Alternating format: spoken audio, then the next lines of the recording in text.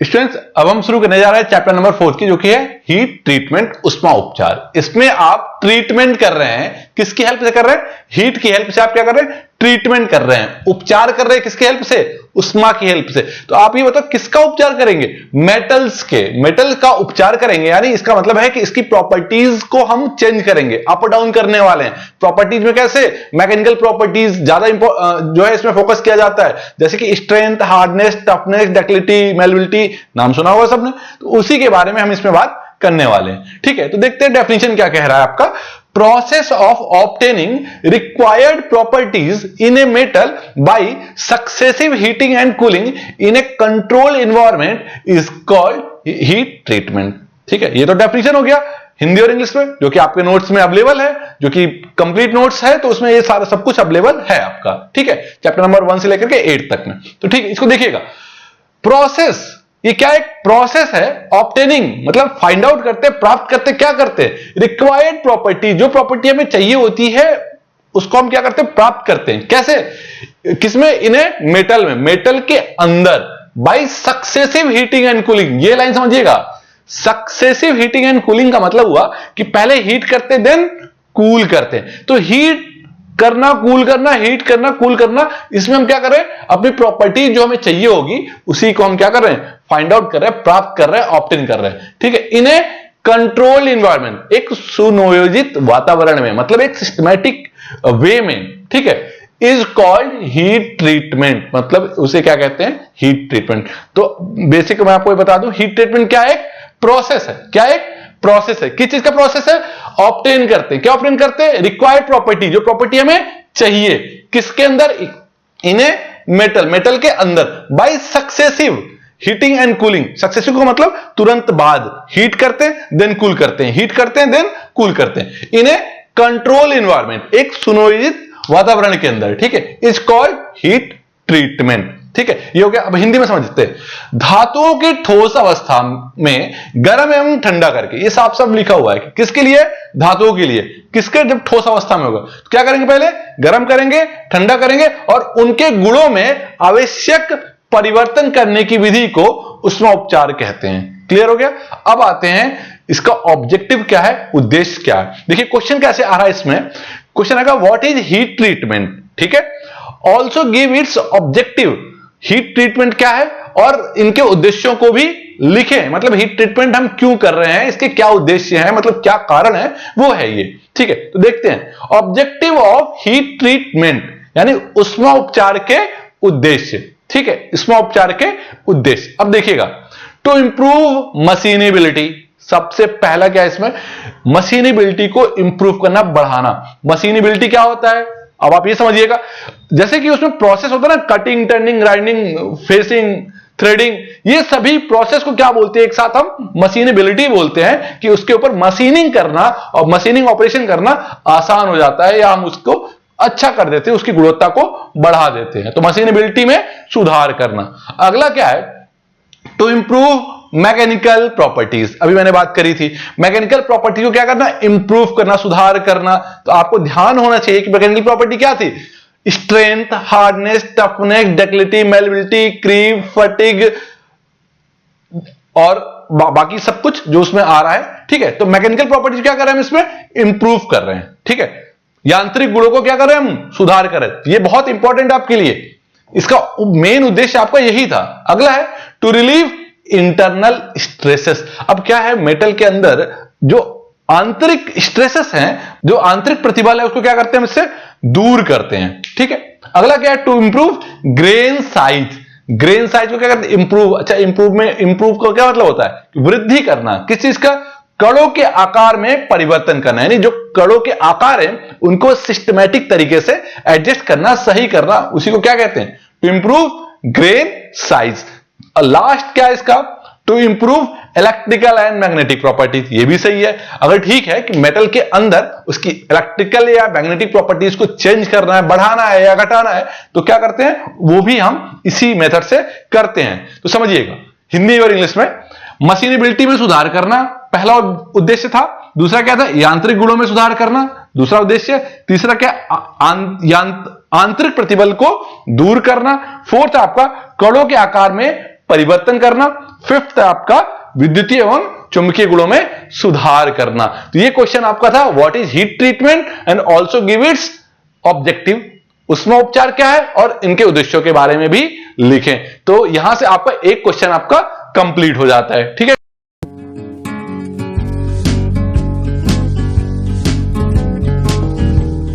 Students अब देखिए cooling curve के बारे में बात करते हैं। Cooling curve of pure iron, यानी जो शुद्ध लोहे का शीतलन वक्र। तो हम इसमें बात किसमें कर रहे हैं, कर्व कैसा होगा आपका, कूलिंग होगा, यानी शीतलन कर्व होगा। तो इसका मतलब यह है कि पहले हम क्या करेंगे, आयरन को बहुत ज्यादा हीट कर देंगे, तो हीट करने के बाद हम उसको कूल करने वाले स्टेप को देखते हैं। ऐसे समझिए, भट्टी से निकले हुए लोहे के को हम जब ठंडा कर रहे हैं तो उस स्टेप की बात कर रहे हैं। यानी भट्टी से जब लोहा निकलेगा तो बिल्कुल गर्म रहेगा, लिक्विड फॉर्म में रहेगा। तो उस लिक्विड फॉर्म से सॉलिड फॉर्म में आने में कौन कौन से स्टेप को फॉलो किया जा रहा है, वही स्टेप आप यहां पर देखेंगे। तो इसी कर्व को आप बोलते हैं क्या, कूलिंग कर्व। किसका, प्योर आयरन का। ये आपको दिख रहा है पूरा, इसको आप क्या बोलेंगे, प्योर आयरन का कूलिंग कर्व। ठीक है, तो इसको समझने से पहले देख लेते हैं कि इसके बारे में थोड़ा बहुत कौन कौन से स्टेप होते हैं, उसके बाद हम उसे एक्सप्लेन करते हैं। देखिएगा, प्योर आयरन जो होता है, जो प्योर आयरन होता है, pure iron is found in 2 electronic form. जो शुद्ध लोहा होता है उसके 2 इलेक्ट्रॉनिक फॉर्म में मिलता है। One has BCC structure. ठीक है, पहला एक जो होता है वो बीसीसी स्ट्रक्चर में होता है, अल्फा और डेल आयरन लिए हुए होता है। हम चूंकि बीसीसी स्ट्रक्चर के बारे में ऑलरेडी आपको बता रखे हैं प्रीवियस लेक्चर्स में। एंड अनदर, जो अन्य दूसरा वाला होता है वो कैसा लिया होता है, एफसीसी स्ट्रक्चर्स लिए हुए होता है, उसको हम बोलते हैं गामा आयरन। ठीक है, पहला क्या था, BCC structure, alpha and del iron लिए हुए था। दूसरा क्या था, गामा आयरन। ये 2 इलेक्ट्रॉनिक फॉर्म थे, 2 इलेक्ट्रॉनिक फॉर्म। पहला था अल्फा एंड डेल आयरन यानी बीसीसी स्ट्रक्चर, दूसरा आपका गामा आयरन। ठीक है, अब समझिएगा, देखिएगा, melting point of pure iron is 1539 1539 degree Celsius. ठीक है, तो जो लोहे का, आयरन का, प्योर आयरन का मेल्टिंग टेम्परेचर है वो कितना होता है, 1539 डिग्री सेल्सियस। याद रखिएगा, कहीं कहीं पर कुछ स्टूडेंट्स इसे देखते हैं कि वो 1537 डिग्री सेल्सियस पढ़ेंगे, 1537 डिग्री सेल्सियस। तो 1539 और 1537 में 2 डिग्री का वेरिएशन होता है। इसे हम इग्नोर कर देते हैं क्योंकि बहुत हायर टेम्परेचर की बात हो रही होती है। अगला देखते हैं हिंदी में क्या कहते हैं इसको।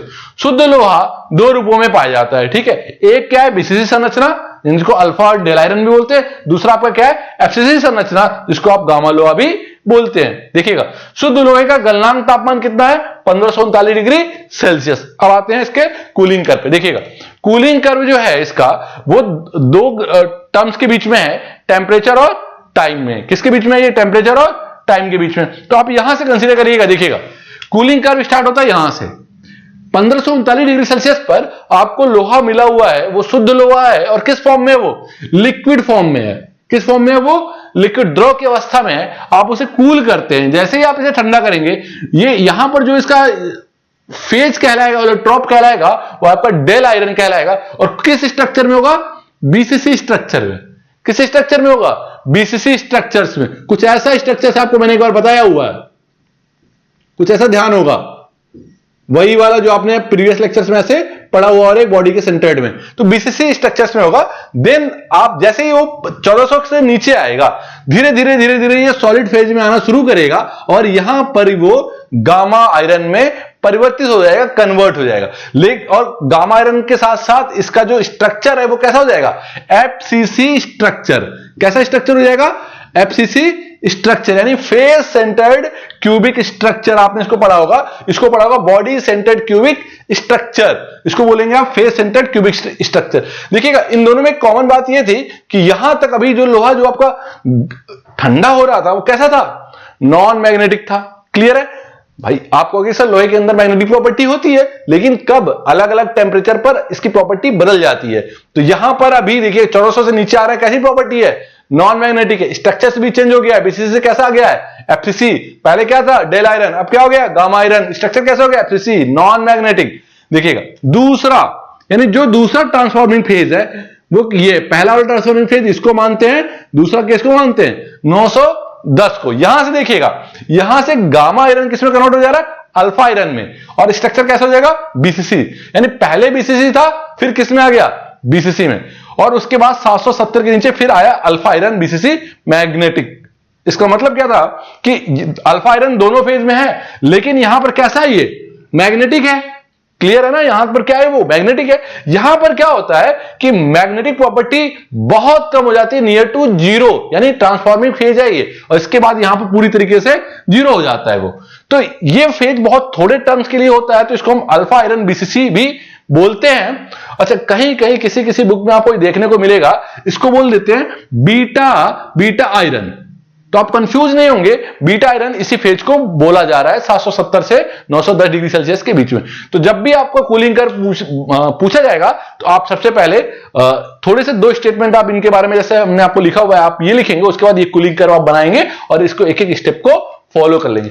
अच्छा, इसमें एक सबसे अच्छी बात क्या है, जैसे जैसे स्टेप को बताया गया है वो कुछ ऐसे ऐसे ही आपका वो कूल होता है। ठीक है, तो इसके बारे में आगे बात करने वाले हैं कि कूलिंग के कितने मीडियम होते हैं, कूल हम कैसे कैसे करते हैं। ठीक है, तो अब इसके बाद अगला टॉपिक हमारा जो है वो है आयरन कार्बन इक्विलिब्रियम डायग्राम, जो कि इंपॉर्टेंट है। ठीक है स्टूडेंट्स,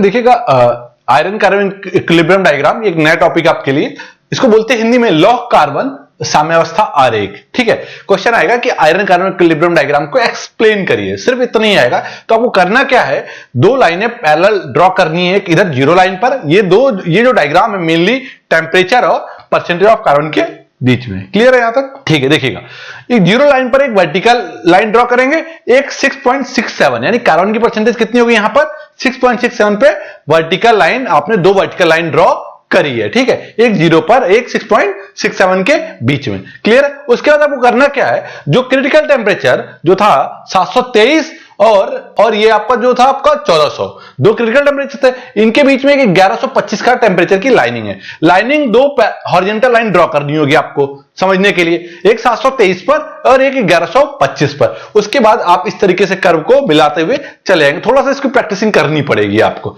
लिखना क्या है इसके बारे में ये समझ लीजिएगा, बहुत आसान तरीके में।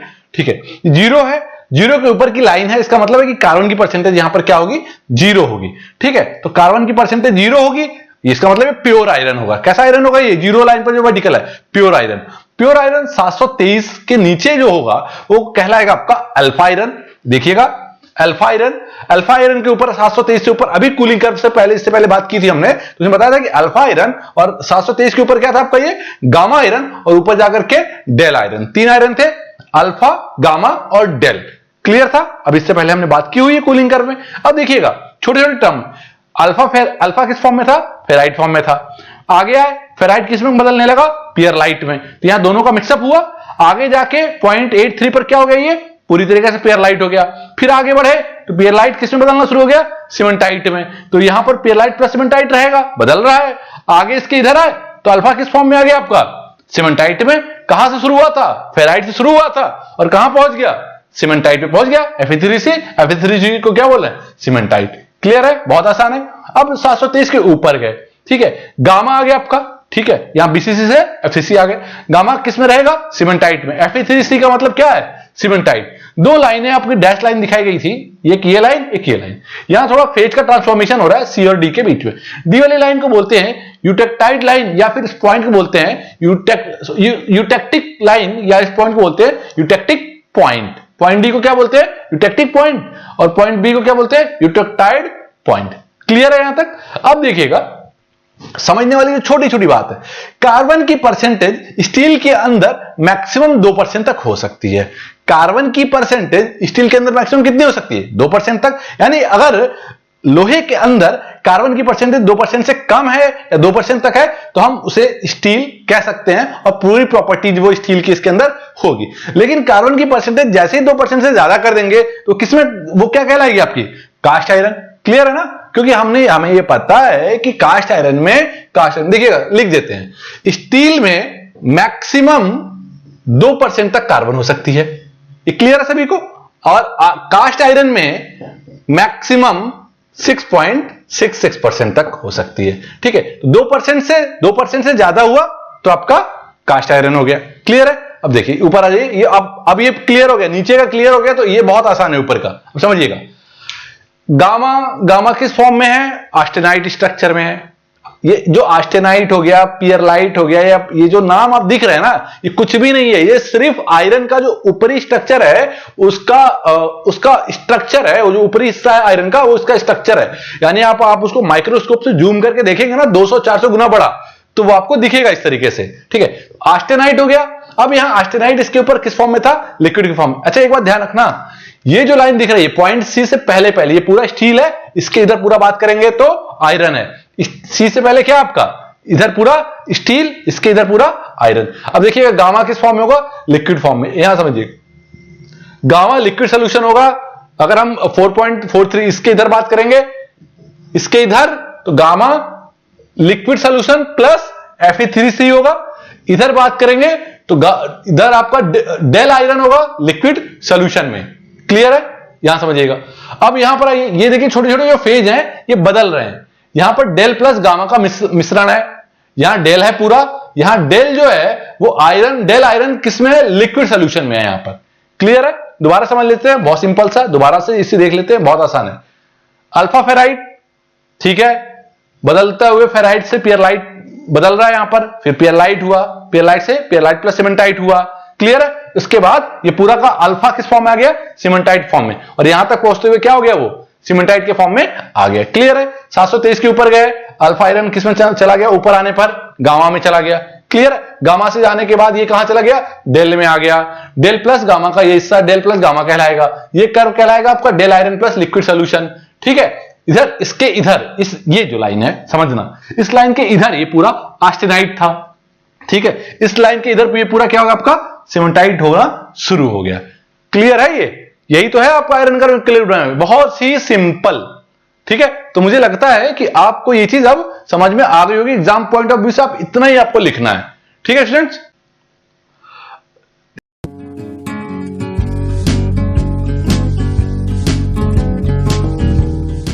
मेथड ऑफ हीट ट्रीटमेंट, ठीक है, उष्मा उपचार की विधियां। ये देखिए कितने मेथड लिखे हुए? 6 मेथड लिखे हुए। इन 6 में से आप प्रीवियस ईयर क्वेश्चन पेपर हर बार उठाएंगे तो देखेंगे इन 6 में से 1 से 2 टॉपिक 5 नंबर में पूछा ही गया आपसे। Annealing, normalising, hardening, tempering, case hardening या फिर एज हार्डनिंग। ये बहुत इंपॉर्टेंट टॉपिक है इस चैप्टर का, इससे एक क्वेश्चन आपका आना ही आना है सेमेस्टर एग्जाम में। तो आप इसे देख लेते हैं, समझ लेते हैं। सबसे पहले आता है एनहेलिंग। ठीक है, एनहेलिंग होती क्या है इसे समझते हैं। देखते हैं इसके डेफिनेशन में आते हैं। एनहेलिंग क्या है? It is very important and highly applicable method of heat treatment. मतलब क्या कहा जा रहा है? बहुत इंपॉर्टेंट है और बहुत ज्यादा एप्लीकेबल है, उपयोग किया जाता है किसमें? हीट ट्रीटमेंट में, उष्मा उपचार में। In this method object is heated एवं क्रिटिकल टेम्परेचर। इस मेथड में, इस विधि में जो ऑब्जेक्ट है आपका, उसको क्रिटिकल टेम्परेचर के ऊपर गर्म करते हैं। अब आप कहोगे सर ये क्रिटिकल टेम्परेचर क्या होता है? वो वही वाला 723 डिग्री सेल्सियस। 723 डिग्री सेल्सियस को पहले बोलते हैं पहला क्रिटिकल टेम्परेचर। ठीक है, तो क्रिटिकल टेम्परेचर के ऊपर हम क्या करते हैं? इसे हीट करते हैं। क्या करते हैं? इसे हीट करते हैं एंड हेल्ड रोक करके रखते हैं फॉर सम टाइम, कुछ समय के लिए होल्ड करके एट दैट टेम्परेचर, उस टेम्परेचर पर, जिस टेम्परेचर आपने गर्म किया है उस टेम्परेचर पर कुछ समय तक क्या करेंगे? उसको होल्ड करके रखेंगे। So that grains can be settled. Grains का मतलब होगा, समझिएगा, ग्रेन्स का मतलब होगा जो कण थे उस मेटल के, उस ऑब्जेक्ट के, वो क्या होंगे? सेटल्ड, स्थिर होना शुरू कर देंगे। जब स्थिर हो जाएंगे उसके बाद क्या करेंगे हम? आफ्टर दिस, उसके बाद क्या करेंगे? कूल्ड वेरी स्लोली, ठंडा करेंगे बहुत धीरे धीरे। ठीक है, तो वो ठंडा किसमें करेंगे? Cooling is done in furnace. Cooling किसमें करेंगे? भट्टी के अंदर। तो जब भट्टी के, देखिए जैसे क्या हुआ कि हमने भट्टी के अंदर इसको छोड़ दिया ठंडा करने के लिए। ठीक है, अब अच्छा एक बार इसको हिंदी में देख लेते हैं, फिर पूरे को बहुत अच्छे से समझाने वाले हैं हम। इस विधि में धातु को क्रांतिक तापमान यानी क्रिटिकल टेम्परेचर के ऊपर या उसके आसपास के ताप तक गर्म करते हैं। क्लियर है? जिससे क्या होता है? धातु के ग्रेन व्यवस्थित हो जाए। ठीक है, ग्रेन मतलब कण, जो धातु के कण थे वो क्या व्यवस्थित हो जाए, स्थिर हो जाए।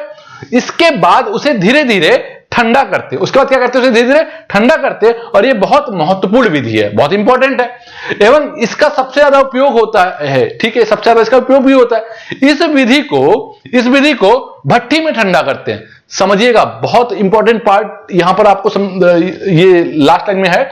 इस विधि में ठंडा कहां करते हैं, भट्टी के अंदर ही छोड़ देते हैं। अब समझिएगा, 1 मिनट के अंदर इसका पूरा डिस्क्रिप्शन।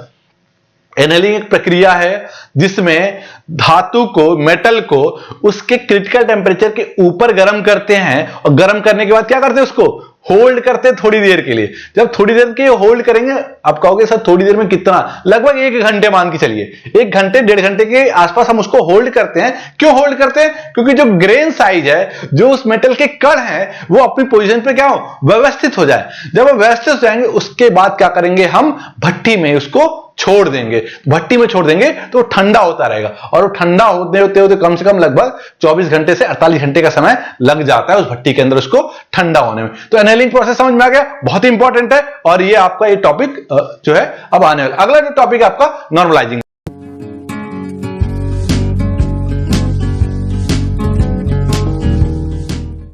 अब हम देख रहे हैं नॉर्मलाइजिंग। ठीक है, इसको हिंदी में बोलते हैं निर्मलीकरण। होता क्या है इसमें, ये देखते हैं। This process is like annealing. ये प्रोसेस किसकी तरह है, एनहेलिंग की तरह है। जैसे कि एनहेलिंग में जैसे जैसे करते थे, वैसे इसमें भी हम करेंगे, वो थोड़ा सा अंतर होगा। Material is heated above recrystallisation temperature. Material किसके ऊपर हम हीट करें, रिक्रिस्टलाइजेशन टेम्परेचर, एक ऐसा टेम्परेचर जहां से उसके क्रिस्टल में बदलाव आना शुरू हो जा रहा है, उसके ऊपर तक हम क्या करते हैं, इसको गर्म करते हैं, जैसे कि एनेलिंग में कर रहे थे। ठीक है, आगे समझिएगा। And cooled in still air. ठंडा करते हैं किसमें, किसमें ठंडा करते हैं, एयर में। इंस्टेड ऑफ फर्नेस, मतलब भट्टी के बजाय। इंस्टेड का मतलब होता है बदले में। भट्टी के बजाय हम कहां इसमें ठंडा कर रहे हैं, एयर में। एनेलिंग में कहां ठंडा कर रहे थे, भट्टी में। यहां किसमें ठंडा कर रहे हैं, एयर में। This makes material hard. ये मटेरियल क्या बना रहा है, हार्ड। यानी नॉर्मलाइजिंग क्यों कर रहे हैं, मटेरियल को हार्ड बनाने के लिए। Ductility get reduce. डक्टिलिटी को रिड्यूस करने के लिए, कम करने के लिए। यानी कोई पूछेगा कि नॉर्मलाइजिंग क्यों कर रहे हैं, तो मटेरियल को हार्ड बनाने के लिए और डक्टिलिटी को कम करने के लिए। स्ट्रेंथ यानी सामर्थ्य और मशीनेबिलिटी को क्या करते हैं हम, बढ़ाने के लिए भी इसका यूज करते हैं। दोबारा समझिएगा, नॉर्मलाइजिंग क्या होती है, ये एनेलिंग की तरह एक प्रोसेस होता है जिसमें क्या करते हैं, मटेरियल को हम हीट करते हैं। कहां हीट करते हैं, रिक्रिस्टलाइजेशन टेम्परेचर के ऊपर हीट करते हैं, जैसे कि उसमें भी कर रहे थे।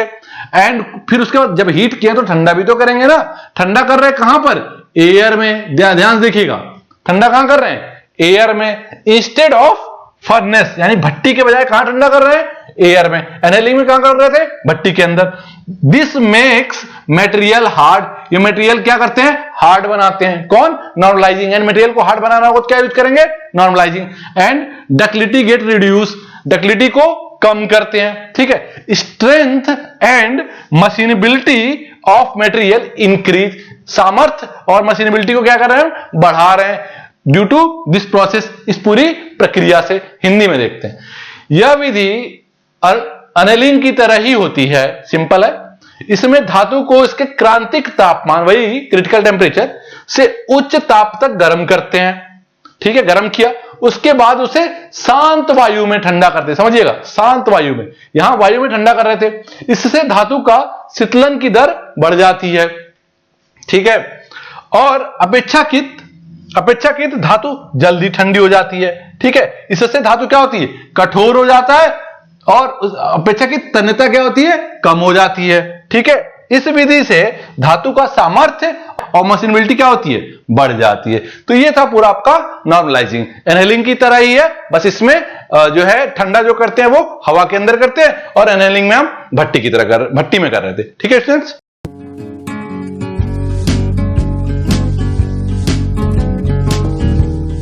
एनहेलिंग और नॉर्मलाइजिंग के बीच डिफरेंस देख लेते हैं, अंतर देख लेते हैं। कभी कभी पूछा जाता है कि एनहेलिंग और नॉर्मलाइजिंग के बीच अंतर क्या होती है। ये एग्जाम में आता है, कभी कभी 5 नंबर में आता है। समझिएगा, डक्टिलिटी ऑफ मटेरियल, एनहेलिंग में क्या होता है कि डक्टिलिटी ऑफ मटेरियल क्या होता है, इंक्रीज हो जाता है। इसमें क्या होता है, दूसरी साइड में, या इधर देखिएगा, नॉर्मलाइजिंग में क्या होता है कि इंटरनल स्ट्रेसेस जो है और ग्रेन साइज को क्या करते हैं हम, बढ़ाते हैं। और इसमें क्या करते हैं हम, डक्टिलिटी को बढ़ाते हैं। क्लियर है, ये अंतर है पहला।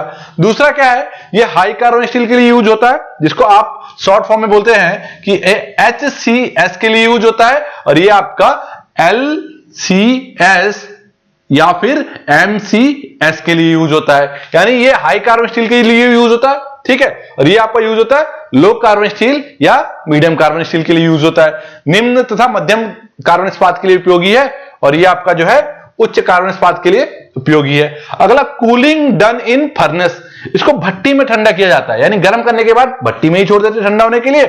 इसको कहां ठंडा करते हैं, कमरे के तापमान पर हम इसको ठंडा करते हैं। ये एक बहुत इंपॉर्टेंट, देखिएगा ये बहुत इंपॉर्टेंट डिफरेंस है, यही डिफरेंस है जो अलग कर देता है नॉर्मलाइजिंग को। अगला चौथा आपका, cooling rate can be control, शीतलन दर को क्या करते हैं हम, नियंत्रित कर लेते हैं। इसमें कैन नॉट बी कंट्रोल, नियंत्रित नहीं कर पाते हैं शीतलन दर को।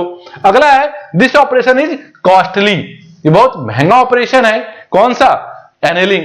और नॉर्मलाइजिंग क्या आपका, चीप एंड इजी, बहुत सस्ता है और बहुत आसानी से हम इसका जो है इसको यूज कर सकते हैं।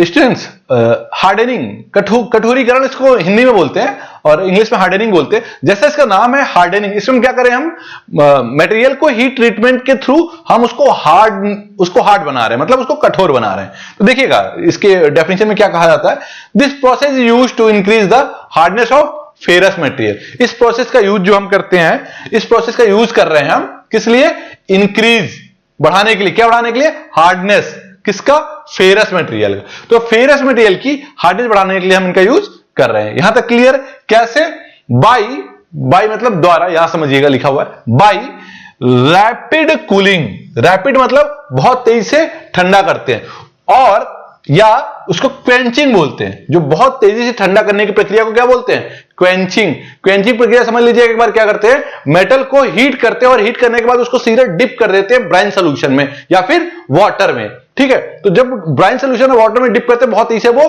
ठंडा हो जाता है, उसे क्या बोलते हैं इंग्लिश में, क्वेंचिंग बोलते हैं, ठीक है, या फिर रैपिड कूलिंग। आगे देखिएगा, it is used for hardening of cutting tool, cutting tool को हार्डनेस बढ़ाने के लिए हम इनका यूज करते हैं, किसका, इस प्रोसेस का, हार्डनिंग का। अगला देखिएगा, heavy duty machine part, heavy duty machine part, जो मशीन के जो पार्ट जो हैवी होते हैं और उनकी हार्डनेस बढ़ाने के लिए हम इनका प्रोसेस का यूज करते हैं। अगला क्या, parts made of alloy steel, यानी एलॉय स्टील का कोई पार्ट्स बना हुआ है तो उसका भी हार्डनेस बढ़ाने के लिए हम हार्डनिंग प्रोसेस का यूज करेंगे। इसमें जो कार्बन की जो परसेंटेज का जो रेंज रखते हैं वो 0.35% से 0.70% तक हम इसमें कार्बन की परसेंटेज का रेंज रख रहे हैं। अगला देखिएगा, इसको हिंदी में क्या है, इस उपचार की विधि का उपयोग इस्पात की द्रुत शीतलन मतलब रैपिड कूलिंग, द्रुत शीतलन द्वारा कठोर करने में किया जाता है, कठोर करने में किया जाता है। अब देखिए, कठोरीकरण विधि यानी जो हार्डनेस प्रोसेस है, कठोरीकरण विधि का उपयोग कर्तन टूल, मिश्र इस्पात से बने पार्ट्स एवं हैवी ड्यूटी मशीन पार्ट्स के कठोरीकरण के लिए किया जाता है। देखिए, एक उद्देश्य हम हार्डनेस क्यों करते हैं, उद्देश्य, उसका क्या उद्देश्य है, क्या पर्पज है, वो देखिएगा। To increase hardness of material की हार्डनेस को बढ़ाने के लिए, यानी कठोरता बढ़ाने के लिए। अगला है, to make the material wear resistant. Wear resistant क्या होता है, घर्षण प्रतिरोधी बनाने के लिए, यानी ये घिसने पर ये मटेरियल टूटे फूटे नहीं, तो वियर रेजिस्टेंट यानी घर्षण प्रतिरोधी बनाने के लिए हम इसका यूज करते हैं। अगला, टू इंप्रूव बढ़ाते हैं, क्या बढ़ाते हैं, स्ट्रेंथ, इलास्टिसिटी एंड टफनेस, सामर्थ्य, और देखिएगा सामर्थ्य, प्रत्यास्थता और चिमड़पन बढ़ाने के लिए भी हम इनका प्रयोग करते हैं। अगला क्या, लास्ट है, कटिंग टूल की हार्डनेस बढ़ाने के लिए, कटिंग टूल की क्या, हार्डनेस बढ़ाने के लिए, यानी कटिंग टूल्स का कठोरता बढ़ाने के लिए इसका यूज किया जाता है। अब अगला टॉपिक आपका टेम्परिंग है।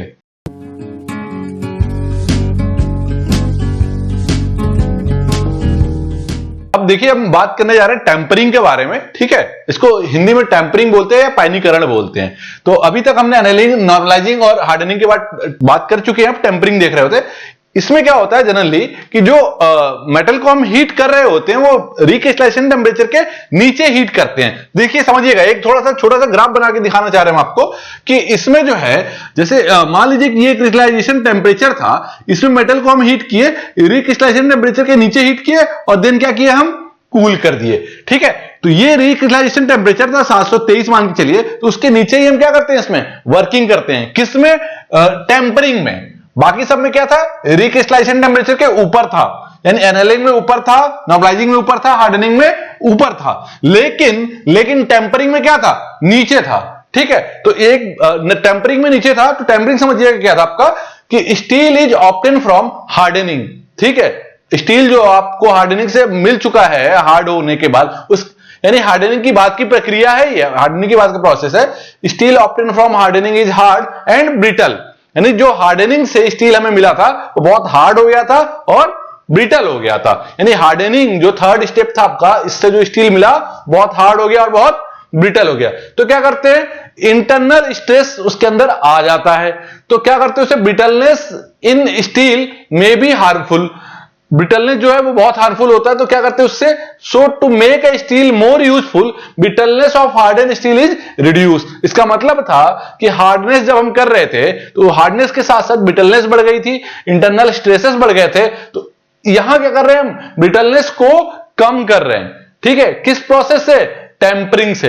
इंटरनल स्ट्रेसेस को भी हम कम कर रहे हैं, तो इसमें दो चीजें कम कर रहे हैं, एक ब्रिटलनेस, दूसरा आपका इंटरनल स्ट्रेसेस। हिंदी में क्या कहते हैं? कठोरीकरण द्वारा प्राप्त इस्पात, यानी कठोरीकरण हार्डनिंग के द्वारा, समझिएगा, कठोरीकरण द्वारा प्राप्त इस्पात भंगुर हो गया, कठोर होता है। ठीक है, अब क्या करते हैं? इसकी आंतरिक प्रतिबल भी, इसके अंदर आंतरिक प्रतिबल यानी इंटरनल स्ट्रेसेस भी हैं, उसे उपयोगी बनाने के लिए पायनीकरण द्वारा इस्पात की भंगुरता को कम करते हैं, यानी ब्रिटलनेस को कम करते हैं, एवं उसकी आंतरिक प्रतिबलों से भी मुक्त किया जाता है। इसका मतलब था इंटरनल स्ट्रेसेस भी कम कर रहे होते हैं। देखिए पर्पज क्या कारण है टेम्परिंग करने का?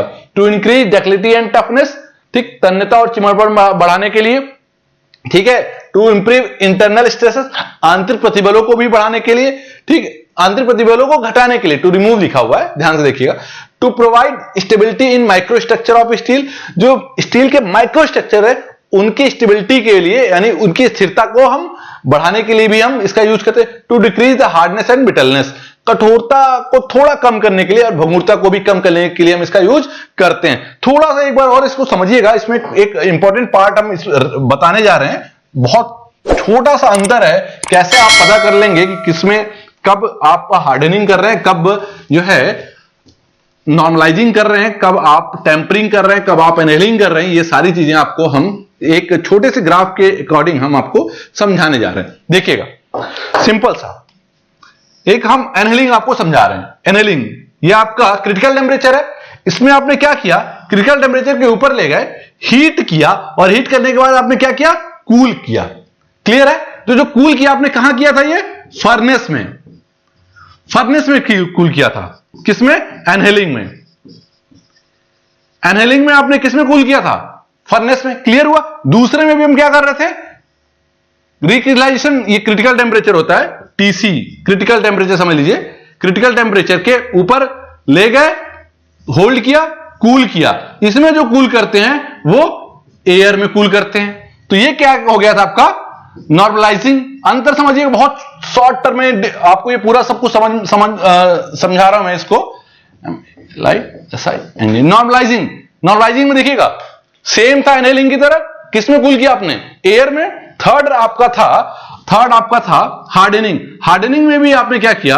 रिक्रिस्टलाइजेशन टेम्परेचर के ऊपर गए, लिया और आपने सडन कूल किया। यहां जो कूलिंग हो रही थी हार्डनिंग में जो कूलिंग हो रही थी वो हो रही थी वाटर के अंदर या फिर ब्राइन सॉल्यूशन।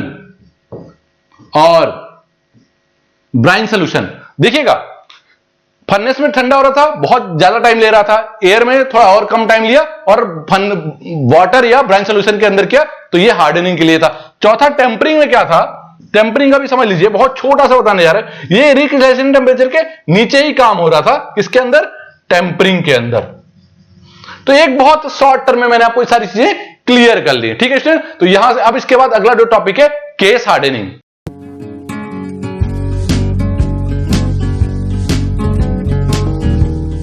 स्टूडेंट्स अब हम देख रहे हैं केस हार्डनिंग, जिसको हिंदी में बोलते हैं सतह कठोरीकरण के बारे में हम पढ़ाई कर रहे हैं। ठीक है, इसमें होता क्या है बेसिकली ये देखिएगा, case hardening is applicable for low carbon steel. Important part है, ध्यान से देखिएगा, ये किसके लिए एप्लीकेबल है? लो कार्बन स्टील, यानी जब हमें लो कार्बन स्टील पर वर्क करना होगा, यानी इसकी प्रॉपर्टीज को चेंज करना होगा, तो हम किसका यूज करेंगे? केस हार्डनिंग का। वो भी क्या कर रहे हैं हम? हार्डनिंग यूज कर रहे हैं ना, हार्डनेस बढ़ानी है। अगर मुझे लो कार्बन स्टील की हार्डनेस बढ़ानी है तो हम इनका यूज करेंगे। आगे देखिएगा, hardening of low carbon steel can be done by only case hardening. साफ साफ लिखा हुआ है कि लो कार्बन स्टील में अगर हार्डनेस बढ़ानी होगी तो हम केवल केस हार्डनिंग का यूज करेंगे, इस प्रोसेस का यूज करेंगे। हार्डनेस एंड स्ट्रेंथ, दोनों चीज, केवल हार्डनेस नहीं, hardness and strength of low carbon steel is increased by this method. इस मेथड से स्ट्रेंथ यानी सामर्थ्य और कठोरता दोनों को हम क्या करेंगे? बढ़ाएंगे। ठीक है, केस हार्डनिंग के केस में, मतलब केस हार्डनिंग के मेथड से। ठीक है, इसको हिंदी में बोलते हैं सतह कठोरीकरण से। ठीक है, हिंदी में देखिए क्या लिखा हुआ है डेफिनेशन, निम्न कार्बन इस्पात को कठोर एवं अधिक सामर्थ्यवान बनाने के लिए सतह या पृष्ठ कठोरीकरण किया जाता है। ठीक है, इस विधि से निम्न कार्बन इस्पात में कठोरता एवं सामर्थ्य बढ़ाया जाता है। ठीक है, क्लियर हो गया? हिंदी में ये लिखा हुआ है। केस हार्डनिंग किसके लिए यूज होता है? Mainly low carbon steel. याद कर लीजिए, केस हार्डनिंग यूज हो रहा है लो कार्बन स्टील के लिए, हार्डनेस बढ़ाने के लिए और स्ट्रेंथ बढ़ाने के लिए। क्लियर? अब देखिएगा प्रोसेस, कौन कौन से प्रोसेस यूज होते हैं इसमें। ये 3 प्रोसेस है, थोड़ा सा समझ लीजिए। कभी कभी ये बाय नेम पूछा जाता है इन तीनों प्रोसेस का। पहला एक प्रोसेस है कार्बोराइजिंग। कार्बोराइजिंग वर्ड आया है कार्बन से। किससे आया है? कार्बन से। ध्यान से देखिएगा, कार्बोराइजिंग वर्ड आया किससे? कार्बन से। यानी इसमें क्या करते हैं, देखिए समझ लीजिए, कार्बन का एयर टाइट चैम्बर बनाते हैं, उसमें लो कार्बन स्टील को डालते हैं और उसकी ऊपरी सतह को हम क्या करते हैं? हार्ड बनाते हैं। तो एयर टाइट चैम्बर में किसका स्प्रे करते हैं हम? कार्बन का स्प्रे करते हैं। एयर टाइट चैम्बर में कार्बन का स्प्रे करके ऑब्जेक्ट पर बढ़ाते हैं। क्लियर हो गया? अब आते हैं नाइट्राइडिंग। नाइट्राइडिंग वर्ड किससे आ रहा है? नाइट्रोजन से। क्लियर है? ये किससे आ रहा है? नाइट्रोजन। ठीक है, तो सेम उसी तरीके से एयर टाइट चैम्बर लेते हैं, उसमें नाइट्रोजन का स्प्रे कराते हैं और मेटल के ऊपर, और मेटल की ऊपरी सतह को हम क्या करते हैं? फिर हार्ड बनाते हैं। कौन सा? लो कार्बन स्टील के लिए। ठीक है, तो कार्बोराइजिंग में क्या था कि कार्बन का यूज करते थे, एयर टाइट चैम्बर में हम कार्बन का स्प्रे करते थे और लो कार्बन स्टील को हम हार्ड बनाते थे। नाइट्राइडिंग में क्या था? नाइट्राइडिंग में नाइट्रोजन का, स्पेशली किसका? नाइट्रोजन का। तो अब नाइट्रोजन कहां से मिलता था हमें? अमोनिया से मिल रहा था। तो अमोनिया, एक एयर टाइट चैम्बर लेते हैं और उसमें अमोनिया का स्प्रे करा करके हम क्या करते हैं? लो कार्बन स्टील को या अदर मेटल को हम क्या करते हैं? उसको हार्ड बनाते हैं। अगला आपका साइनाइडिंग। साइनाइडिंग वर्ड आप देखेंगे ध्यान से कि 2 वर्ड से मिलकर बनता है, कार्बन एंड नाइट्रोजन।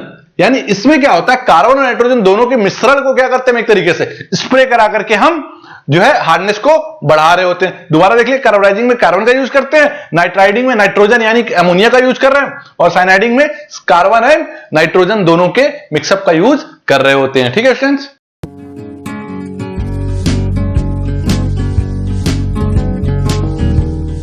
तो अब हम बात करने जा रहे हैं एज हार्डनिंग यानी काल कठोरीकरण में। तो अभी आप ये देख रहे होंगे कि हमने इससे पहले annealing, normalizing, hardening, tempering, case hardening देखा। यहां तक जो मैंने देखा था ये सभी आयरन और स्टील के लिए यूज हो रहे थे। अब क्या आप ऐसा भी सोच रहे हो क्या आयरन और स्टील के अलावा जो अदर मेटल है, कॉपर है, एल्युमिनियम है, जिंक है, उनकी हार्डनेस कैसे बढ़ाएं या कैसे कम करें?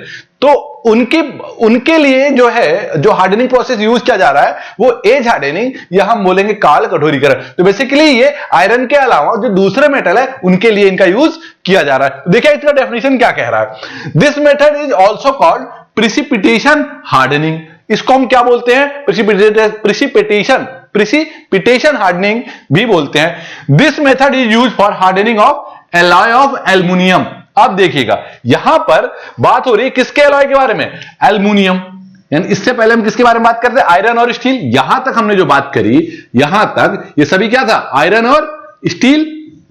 लेकिन अब हम बात करें एल्युमिनियम, कॉपर, इनके जो एलॉय हैं यानी इनकी जो मिश्रित धातु है, एलॉय ऑफ कॉपर, इनके लिए। यानी कॉपर का एलॉय क्या है? आपको ध्यान होना चाहिए, कॉपर का एलॉय है आपका पीतल और कांस्य यानी ब्रास एंड ब्रॉन्ज। ठीक है, तो ब्रास एंड ब्रॉन्ज की हार्डनिंग बढ़ाने के लिए हम एज हार्डनिंग का यूज कर रहे हैं। ठीक है, अब लिखा है hardening is done by rapid cooling. ठीक है, इसमें क्या करते हैं हम, रैपिड कूलिंग के द्वारा इनकी हार्डनेस को बढ़ाते हैं। किसके?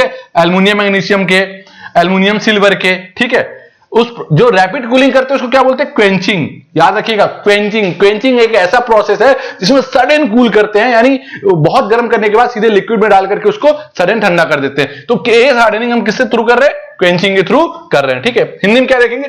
इस विधि को अवक्षेप कठोरीकरण भी कहते हैं, यानी प्रेसिपिटेशन हार्डनिंग, अवक्षेप कठोरीकरण भी कहते हैं। इस विधि से एल्युमिनियम तांबा के मिश्र धातु, एल्युमिनियम तांबा के मिश्र धातु और एल्युमिनियम मैग्नीशियम के मिश्र धातु या तांबे के मिश्र धातु आदि का कठोरीकरण करते हैं। क्लियर है? देखिए, हिंदी और इंग्लिश दोनों में एक ही चीज लिखी हुई है।